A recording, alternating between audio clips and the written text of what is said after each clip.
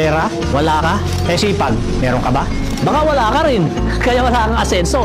Gusto mong yumaman pero lagi kang reklamo. Paano ka ba magkakapera kung tamad ka namang kumilos? Ang tagumpay, hindi yan lumalapit sa mga nakahilata. Kung gusto mong umasenso, galaw-galaw din pag may time. Hindi sapat ang panalangin lang. Samahan mo ng gawa. Dahil walang yumayaman sa puro pangarap lang. Lagi mong sinasabi, wala kang pera at ang hirap ng buhay. Pero kung titignan mo, ano ba ginagawa mo araw-araw?